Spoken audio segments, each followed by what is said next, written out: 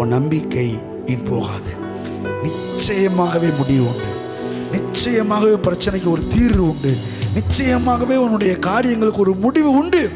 அது கடன் பிரச்சனையாக இருக்கலாம், குடும்ப பிரச்சனையாக இருக்கலாம், பிள்ளைகள் பிரச்சனையாக இருக்கலாம், வேலை பிரச்சனையாக இருக்கலாம், பொருளாதார பிரச்சனையாக இருக்கலாம், காசு பிரச்சனையாக இருக்கலாம்.